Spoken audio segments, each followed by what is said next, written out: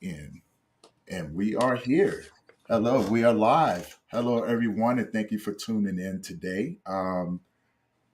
It's been a beautiful morning. So you guys haven't noticed yet, you know what I'm saying? We've been busy with the conference and things coming up, and today we got a really good guest. She is known as a serial entrepreneur. She is a number one best-selling author. She has multiple businesses, but it's not just that, it's the story of how she got there as well. And she's going to grace us this year as being part of the conference. How you doing today, Devin? Oh, it's a good day. It's Yes, a yes, good yes. day. It's a good So, day. we was talking earlier, like you said, we've had a blast talking and things like that. And as always, very impressive, very, very impressive. So to the audience, can you explain who you are? Tell them a little bit about who you are. Well, absolutely. And thank you so much for having me on. And thank you for audience for tuning in. I mean, what you guys are doing here is incredible. So who I am, you know what? I'm a very happy, grateful mother of two super cool children, and one of those super cool children has two super cool children. So I'm an official yeah.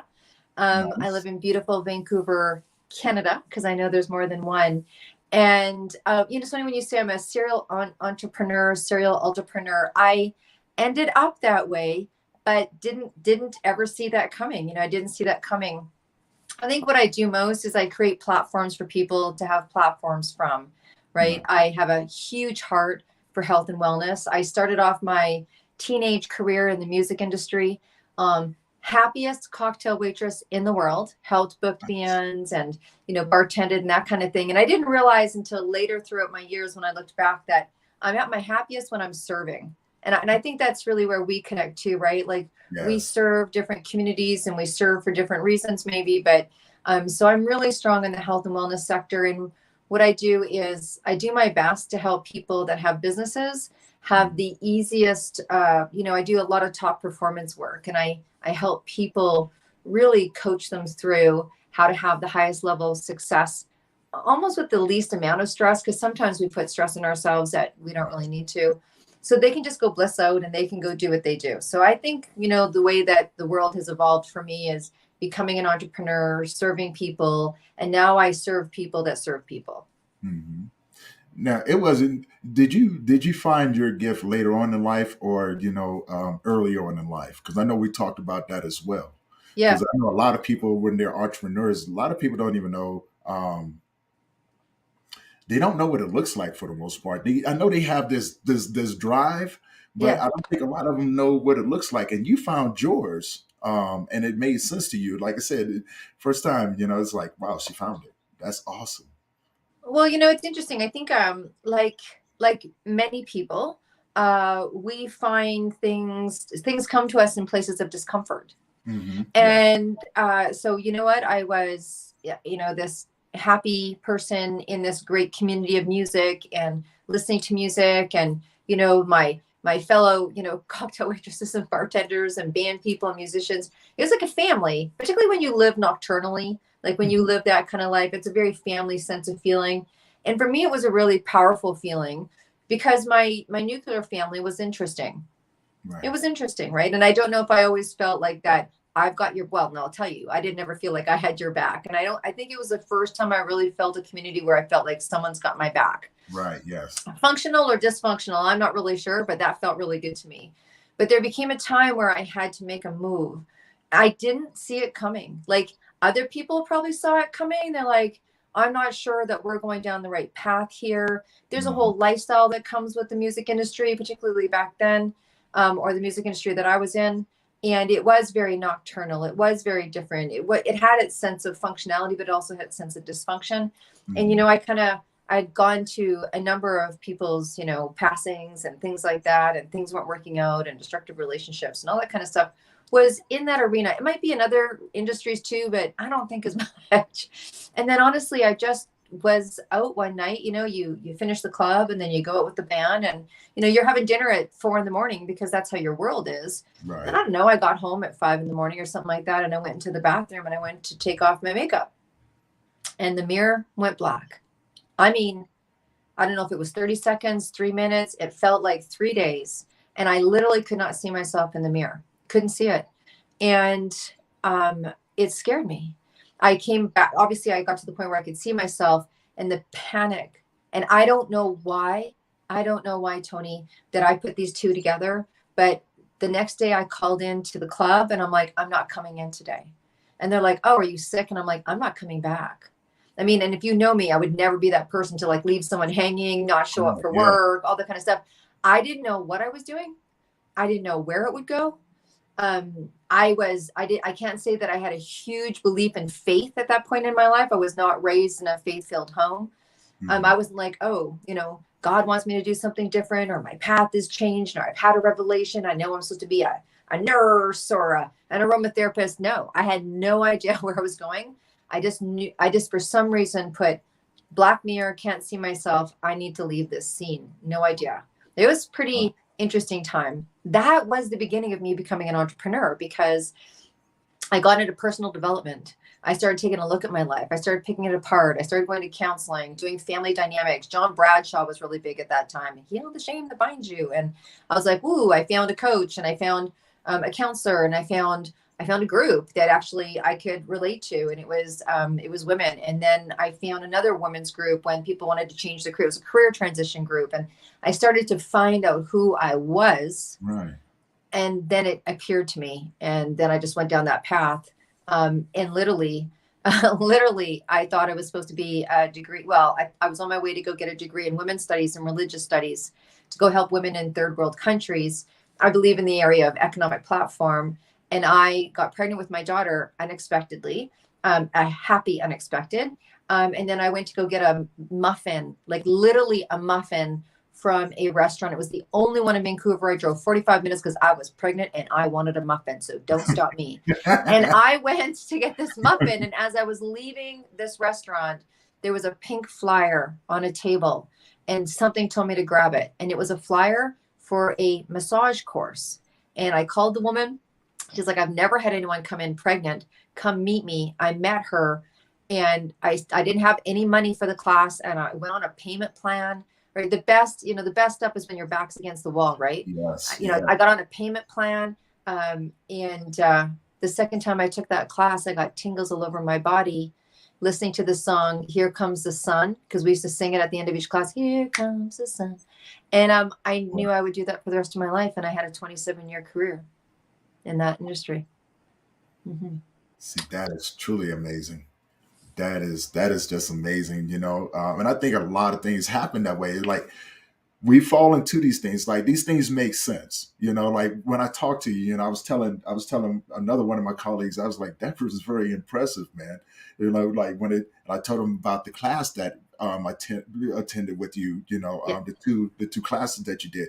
And I just told him, I said, she's impressive. Like, you wanted to be around somebody that knows their stuff. I said, she knows her stuff. I told her, I showed her my notepad. I was like, look at all this is just within the time I was just listening to her. I was like, man, this is freaking crazy. This is crazy. I mean, it's like, it just makes sense to you, right? Yeah. And I can relate to that as well, because getting to the work that I do, it was just one of those things that made sense, like at 40 some years old, you think you kind of got it figured out. I had no idea that I was going to do the things that I was doing, starting a personal training company and watch that fail 5 times before I got it right, and I actually thought that was what I was going to do. I was good at it. I was good at it. I was like, oh man, I got my certifications, I got clients and things like that. And lo and behold, there was something else that happened, and then it opened up the door to what I'm doing now. And honestly, I enjoyed the journey of doing it, right? Like, I still have my personal training company, but this thing that we do, Yeah. I know it's a part of me. Well, I think that's the biggest thing is that, I mean, I think we're from the same generation where it was Yeah. like, so what do you do? What do you do? Right, And I was like, oh, so I owned a massage studio, and then I owned some sales distribution products. And, I mean, and for me, I went through a real challenge from not only being a woman in business, which was like, not overly, hip, slick, and cool when I decided to do it. Like, there wasn't even a networking group for women. So there was that part. And then there's the part of you're supposed to do one thing. You know, when I was in school, it's like, do you want to be a teacher, a stewardess? You know, that's what we called them, stewardesses. Right. Oh, a nurse, you know, and these kind of things that were offered to us. And now I think people have really come to understand that you can do multiple things. That's where the word ultrapreneur comes from, right? It's like Right. an entrepreneur that can't say no. But you can have these aspects of your personality that play out. You don't have to just do one thing. I mean, sometimes they don't even correlate. Sometimes they don't even correlate. This But is that's true.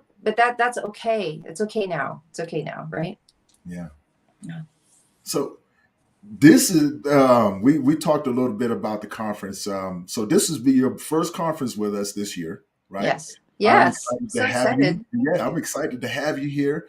Um, what can people expect to see when they come to your presentation to see you? Well, you know what? I think that there's a couple of different presentations, and I was actually going to talk to you about it, so we can talk about it live. Yeah, But yeah. there's a couple of different things that we can cover. I mean, when I think about, you know, people are coming, you know, the conference is obviously a grief conference, and what people do in grief and how they can be helped in grief. And I'm going to be looking to you as to what it is that your people want to hear the most, or what are some of their blocks, or what are some of their challenges. I mean, I had a private health studio where I taught meditation and chanting and healing and evolving and letting go and working with the chakras and being able to, you know, adapt to the uncomfortableness of what's going on in our physical body or emotional body and what have you. And we can kind of go down that path. Or there's also, you know, I think this is really something that happens when people are in grief or experiencing uncomfortableness in their emotional world, and they Mhm. have this thing called bills. You know, have this thing called rent. They have these things called kids. They have these responsibilities. And I've been an entrepreneur for 31 years. I've started 7 companies. There's been times where I've had to get up and do what I do, no matter what's going on in my life, whether a relationship ended. You know, this past year, I'm coming up to the anniversary of my best friend of 42 years that passed over. And what are some of those days like? And what are some of those moments like? And what are some of those mornings like, you know? What is it to like to have to do it anyways? Like, what is it to like to have to do it anyways? A lot of times people come to me for business experience, top performance, you know, kind of, you know, we are the CEO of our own lives. We are the CEO of our own businesses. And how do entrepreneurs get through tough times when they are, you know, when they are laden with things like grief, or, you know, the pressure of what that looks like? Because that's one of the, I'm not going to say it's a downfall, but it's one of the things that you look at when you become an entrepreneur. There's lots of great things. You can work when you want, you can do what you want, you can express, Mhm. no one's telling you what to do and what have you. But there's also this thing like, I didn't have mat leave, you know, I didn't have sick pay, I didn't have that. And how do we navigate the realities of life, yet maintain our responsibilities as a business owner, and what that looks like, particularly a lot of times when it comes into the arena of finances. Right. So I don't know. It is yet to be discovered what you would like me to talk about, but I can go in either direction. I think I think it's gonna be a great segment, no matter what we talk about. But we will Mhm. talk more about it. I don't want to give too much away, you know what I'm saying? Because I want people to have that excitement going into it. Because if they're listening right now and everything, I'm pretty sure they're like, oh my god, this is yeah. Yeah, you guys can Most vote. people, yeah, you know what I'm saying? It kind of tickled them a little bit. You know what I'm saying? Like, hey. Yay! Yay! So yeah, I'm definitely excited about this year. Is there any, I guess, yeah, oh, no, you have a book coming out, right? Yes, I do. I just thought I about that. Yes, you have a Yeah, book coming yeah, yeah. out. There's a very big project. It was funny because we were just talking, right? I mean, I was super happy. You're gonna have to see Tony. He came on Mission Accepted, which is my podcast, and we were talking. You know, we were talking about the platforms that we're creating, but we're also talking about like, what were we thinking? You know, Yeah. why didn't someone just kind of like, hey, shake it up a little bit? So I've got a big project going on. I'm calling it the grand finale. It is definitely the you know, the piaz, it's the cherry, it's all of Mhm. that good stuff, and it is a kind of more of a movement, and it is a book, and it is also a summit series that come together. It's 262 women in this book that are writing about, and it's not a chapter book. It's actually a full cover spread where, you know, they're sharing something about their life. It's 262 women, entrepreneurs, ultrapreneurs, creatives, and media, rock legacy and tell all. And so the tell all is they're really not only sharing about why they get up in the morning and why they put their feet on the ground and what they're doing in philanthropy or project or business, but they're also talking about tell all, like that tell all. The tell all is the piece that I just shared about, like, so how do you do it anyways? Like, Right. we're getting real. Like, it's a book of women that are getting real, and it's like they're getting real about how they became successful or what they go through in their business or their projects, and then it's also getting real about who we are. Because I think we're at that place in the world where people are as attracted to who you are as to what you do. And so there's women that'll be sharing all sorts of parts of themselves, because that's reality. That's the truth. Whether you are like, you know, Kimberly Butler is a celebrity photographer, and, you know, she was a kid from the Bronx who happened to now be claimed as one of the best photographers that ever, you know, did People magazine, and, you know, shot on HBO, and she shot The Last Five Presidents and Keira Knightley and Taylor Swift and all that. You know, she's a celebrity photographer, and she talks about her resilience from her, you know, Bronx life. And she was like, I had to pick up the phone and get someone to hire me, so I might as well have called the head of HBO. I'm like, interesting. Interesting, Wow. right? So these women are sharing their, you know, kind of their soul in this book. So yes, it's going to be launching on International Women's Day 2024. And prior to that, every month we will be having a summit. First one is March 7th. And then on the 8th day of every single month for this whole year, up until February 2024, men and women can come and hear, you know, 13 incredible speakers kind of open the door and tell all.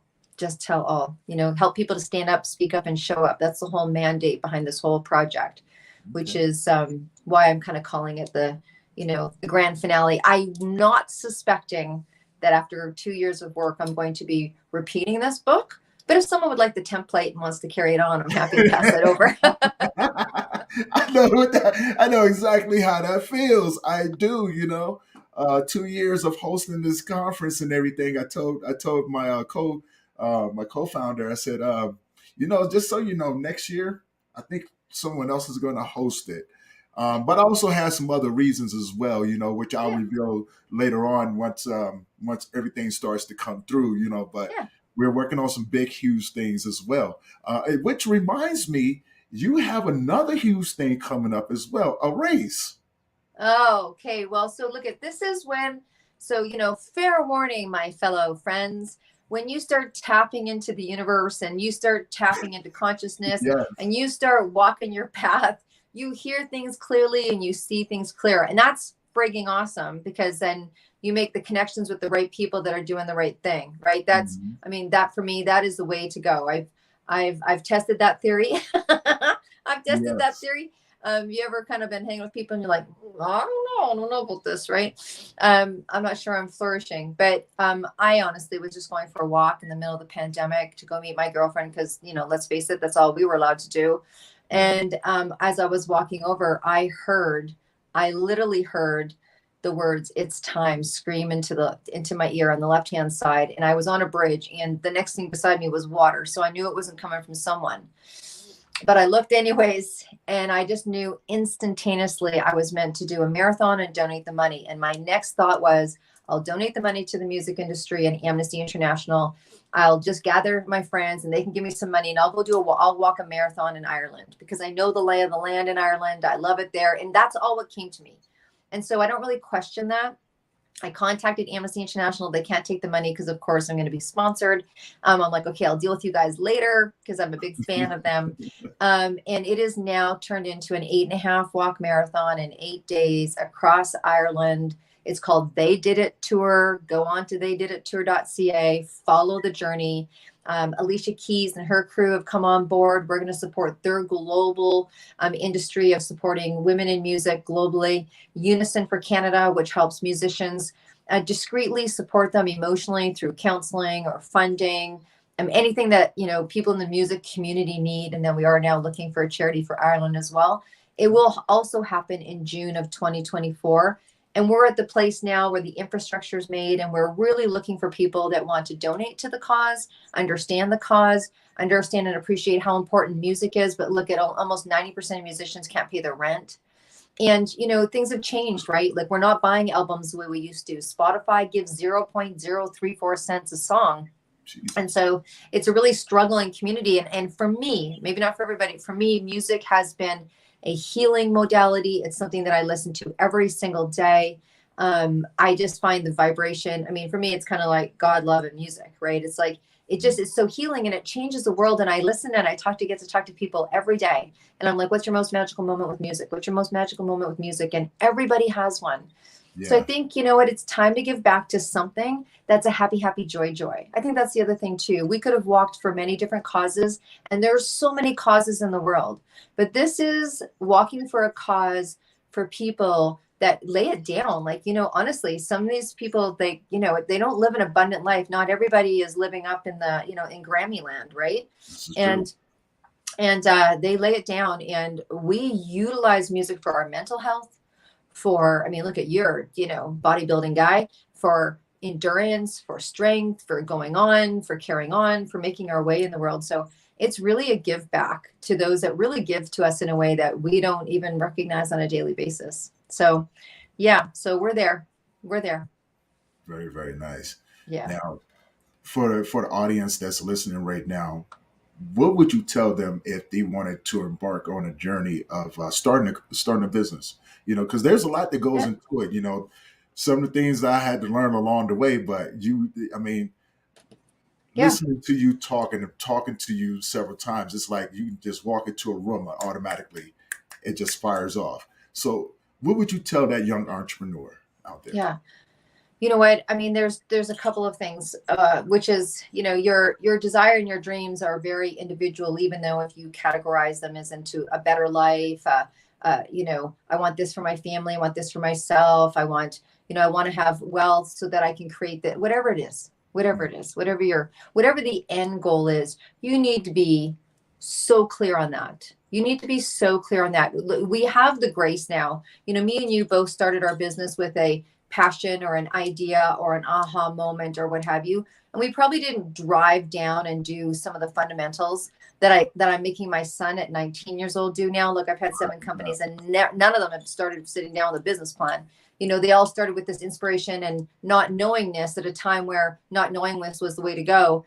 And then I laid it out and learned what I had to do later. So I think the biggest thing that's kept me stubborn, that's your word, or kept me going or evolving, is that I had a very clear, defined knowingness of why I was wanting to do what I did. One of the biggest accomplishments I ever made was I endorsed a company's products. And at that time, I needed to get my son in a school that was $32,000 a year. And I can tell you, people, I was running a massage studio. I had 18 staff. I did not have an extra 32K. Wasn't happening. And my love and desire and mamahood to get that kid in that school made me unstoppable. It made me unstoppable. Grab into something that's going to make you unstoppable. Keep the dream alive. Sometimes I say that my office looks like an Oprah and Tony Robbins garage sale, because there's stuff all over the place that I look at. Got a big picture of Janis Joplin because I think she's cool. Who do you think's cool? Put it right there in front of you. And take in as much inspiration, hang out with as many people as possible, and write it down. Write it down where you want to be in 5 years, and look at it all the time. Audio it to yourself, you know, do an audio of, this is where I'm going to be in 5 years. Listen to that stuff all the time. The other thing is slow down to go fast. Slow down to go fast. Take the time. We now have access to people like, so my son is launching a company, and I'm like, oh man, you are going to do this right. So we did a business plan. You know, you can go to organizations. He got picked up by the University of Alberta, and they did his business plan for him. There's so many more resources now. Like, do the business plan, see the reality, see the numbers. Be inspired, be motivated, go out there and do it, but also know some of your fundamentals. Because when I do reverse engineering with people, sometimes they don't really know their fundamentals, and it's hard to know the next step to go if you don't know where you need to go. So know the reality. And look at, I wanted to start an aromatherapy home party company. There wasn't even no one even knew what aromatherapy was. This was 30 years ago. And I had friends, good friends, say to me, that's ridiculous. That is ridiculous. The world is not ready for aromatherapy. And you know what happened to me? Me, like you, I was like, oh yeah, let me show you. Exactly. I mean, it would have been great to have some numbers and go do a business plan on it and see where I needed to go next. But I was just fueled on this unstoppable energy to just prove them wrong. And I did prove them wrong. I was a little early in the market, but I did prove them wrong. So I would say that not only know what it is that you need to do, but also know yourself, and just know that you're probably going to have to push yourself to extreme. You know, you're going to have to, this is not a Monday to Friday 9 to 5 job. Eventually, entrepreneurship can take you to the world of whatever you want. I never missed a, pumpkin patch thing with my kids. My kids are 10 years apart. I've seen a lot of pumpkin patches. It gave me such an incredible sense of freedom. And now my son sat me down at 15 and said he wanted to be an entrepreneur. And I was like, are you crazy? Like, there's so much benefit, but don't kid yourself. This is going to be, you're going to be sacrificing, right? I call it the first summer of sacrifice. You might not hit the beach your first year of business. How bad do you want it? How bad do you want it? Yeah. Wow, that is amazing. But we're coming up on our time. Okay. I am glad that everyone who's tuning in right now, Deb's information is down below. If you guys get a chance, go and check out her podcast. Where can you find your podcast? That's the one thing. Yeah, where can you find your podcast? I mean, honestly, we're streamed everywhere. Apple, Spotify. I think there's 50 streaming platforms. So I always say, if you want to go into Google and put Mission Accepted Podcast, you'll find us everywhere. You can go to debdrummond.com. debdrummond.com, and you can find everything that I do, but we have our media there. So the Mission Accepted Podcast is right on my website. If you want to be a guest on the podcast, contact me through debdrummond.com, or anything else that's there as well. So, yeah. One thing I always ask my guests, if you had anything to say to the people that are listening right now, what would you tell them? Not knowing everybody that I'm speaking to, but if I had one thing to say, I'd say, be honest with yourself. Mm-hmm. Be honest with yourself. There's times where even the life of an entrepreneur, as sexy as it may look to have owned 7 companies or to have accomplished some of the goals, or, the glass things that are like the awards that are on the desk, or whatever it is. I don't think that they would reflect back to me the feelings that they do if I wasn't honest with myself. And here's one of the hardest things that I've had to go through as an entrepreneur. For me, when I started my first company, I thought it was going to be till death do us part. I thought it was going to be this lifelong career of that one business, doing that one thing that gave me joy. One of the hardest things, I don't know why I'm saying this, someone needs to hear it, obviously. One of the hardest things, I believe, till death do us part means when the heart stops for that project. So there was a time where I was being pushed by the universe to go into another direction, but I was happy doing what I was doing here. It wasn't necessarily hurting me. It wasn't dysfunctional. I loved to give what I was doing in terms of treatments. I've done 30,000 treatments on people. When the time came for me to move from doing treatments into doing speaking, into doing distributing other things, when the universe was knocking, it took me a long time to come to accept that I could do something different, even if I was happy doing what I was doing. One of the hardest lessons that I've had as an entrepreneur is to leave something that I love for something that's unknown, but that I'm being pushed in that direction. Never in a million years did I think I would be putting a project together for women for 375 women. I just never thought I would. Yet here I am. And I was happy just massaging and doing chakra balancing and healing people's auras. You know what I mean? So I don't know who needs to hear that, but you gotta be true to yourself. You gotta stay true to yourself. What makes you happy? What gives you joy? Because this is, every day we got to be grateful for. So you got to at least be moving in that direction. Make a plan to move in that direction. Because sometimes we get messages on where we need to go. We may not go there tomorrow.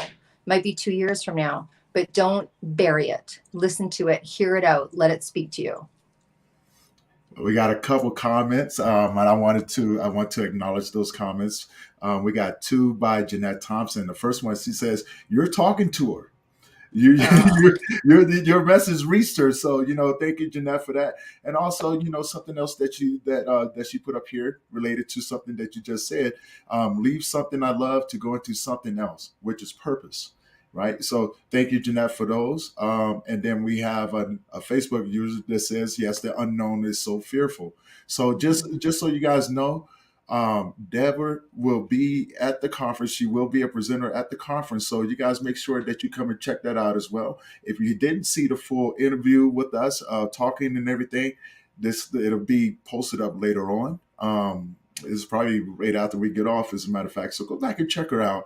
And make sure you go and check out her information. Go to her Facebook, go to her podcast. She's an amazing person. And you still do classes, correct?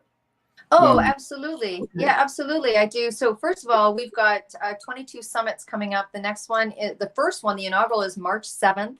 So Mhm. reach out to me so I can get you a free ticket. It's free for men and women in the world. It's 13 incredible speakers. And also I do classes, innovative marketing. And Mhm. I also do profit calling, which is a really sexy name for following up. And I can teach you how to be number one at that. And those are classes by donation. You can just donate and the money will go to support the Ireland walk. So everybody is welcome. Donations start at $1 and go all the way up, whatever you feel.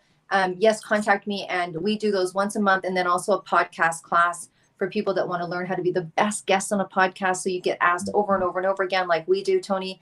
And also if you own a podcast, on how you can monetize it, because it takes time, energy, and effort. And you and I both know that as well. Yes, So yes, those are the classes that I got going right now. yes, yes. And for those who are listening, yes, I've attended two of her classes. I'm definitely going to attend another one. She's amazing at what she does. So I'm looking at her. She's going to be bringing some smoke at the conference. So you guys keep your eye out for her, man. She's a very impressive lady. So, and with that being said, thank you guys for tuning in. Deb, thank you for being here today. And looking forward to connecting at our next meeting, going over everything. And so, yeah, we're just looking to have some fun this year. And if you guys haven't already, and if you want to, go to the YouTube channel, subscribe to it. That way you don't have to deal with the registration through Facebook or LinkedIn. But if you are on Facebook and LinkedIn, go ahead, find me at Memories of Us. Go to the events. And register through there. Or if you're on LinkedIn, we have notifications there. Find that event up there and register through that as well. And again, the conference will be April 28th to May 1st. And we have some more great presenters coming up. And guys, drop us a comment. Let us know what you think. And until next time, thank you guys. I love you. And looking forward to seeing you at our next interview. Thank you.